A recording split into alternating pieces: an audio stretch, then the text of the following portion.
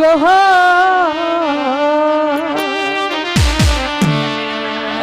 ও মনা যেহেনে প্রেমে হইল না ও মনা যেহেনে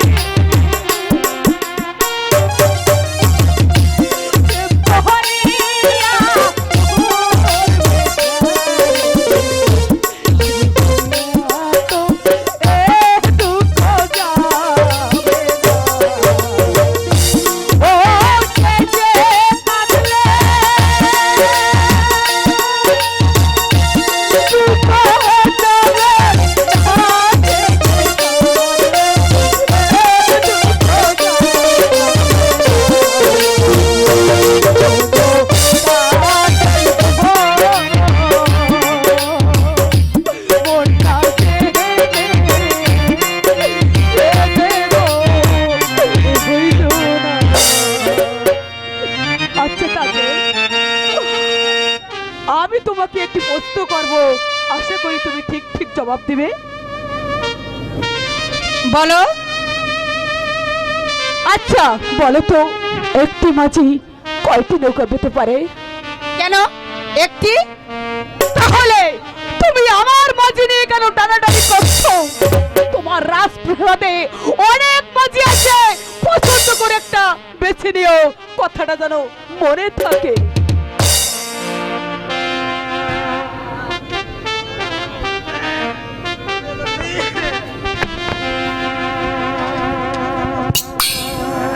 আমার নাম তাজেল।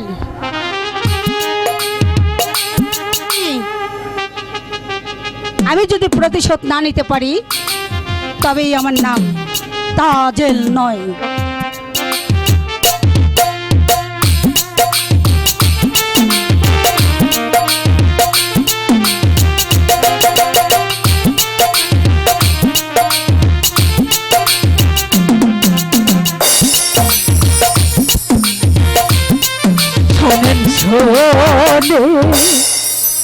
রে শোনে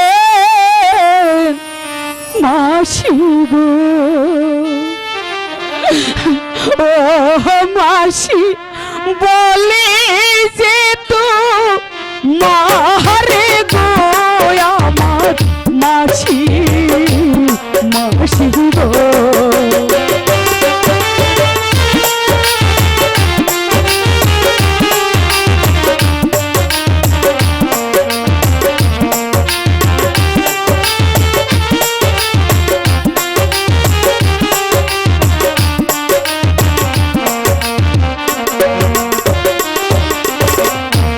আরে দিনে আসি মাসি গো ও মাসি আসি দেখে লিতে গো আমার মাসি মাসি গো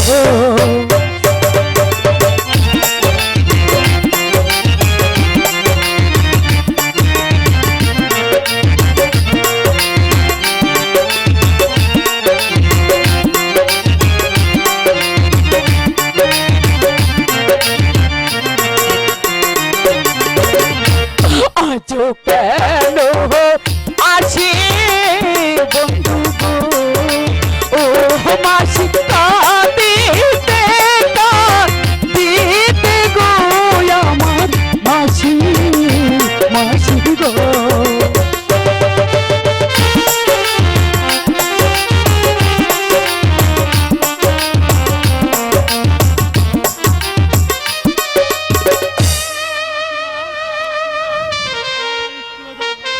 আমার আর স্কুলে যাওয়া হবে না মাসিমা।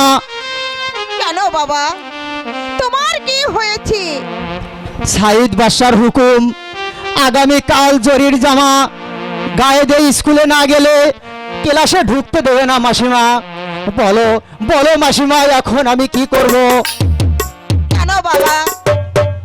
চলো বাবা, তুমি কোনো চিন্তা করো না, তুমি আগে খেয়ে নাও। জরির জামা তোমার দিদি তোমাকে কিনে দেবে। চলো মাসিমা। তাই চলো বাবা।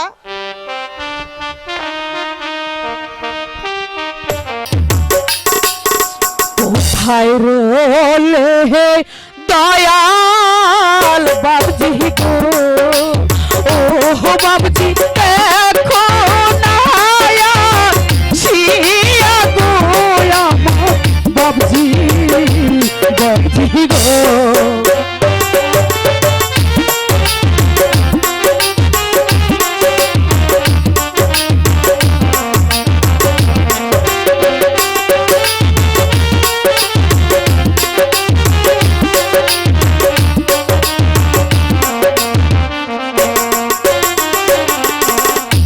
বিপদে কই রাজি বাবজি গো ও বাবজি এসে দেখো দেও গো আমার বাবজি বাবজি গো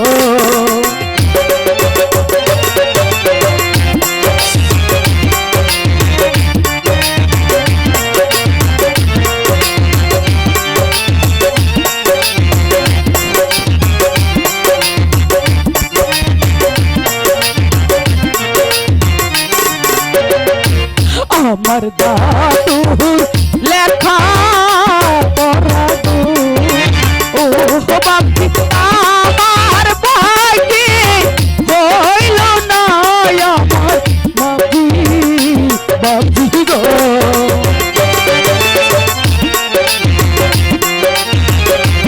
বাবজি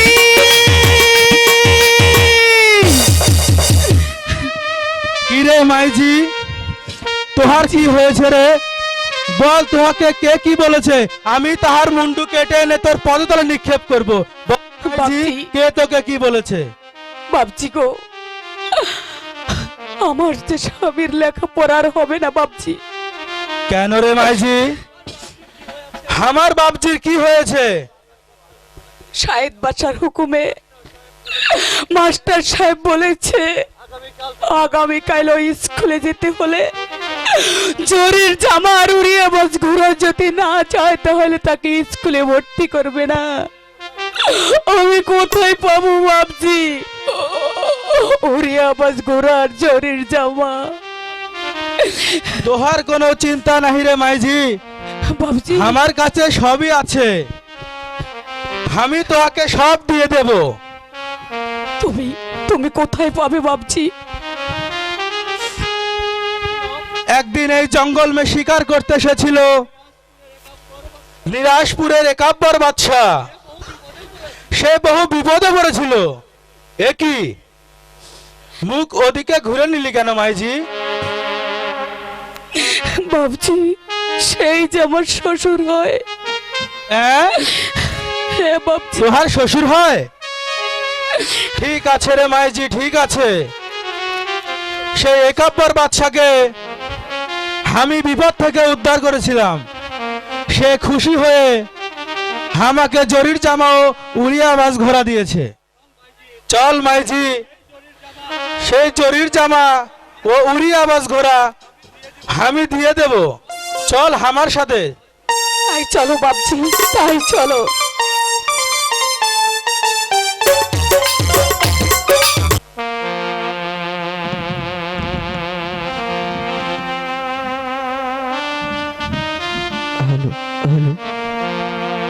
দাদা, আজ তোমাকে আমি মনের মতন করে সাজিয়ে দেব, ঠিক আছে? ঠিক আছে দিদি।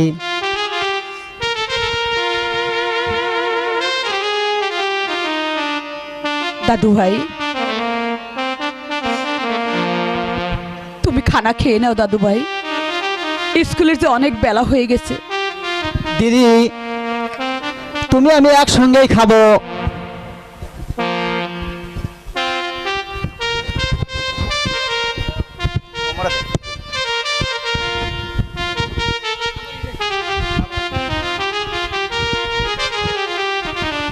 তোমার জন্য আমি খানা বেড়ে রাখছি, তুমি খাবে না?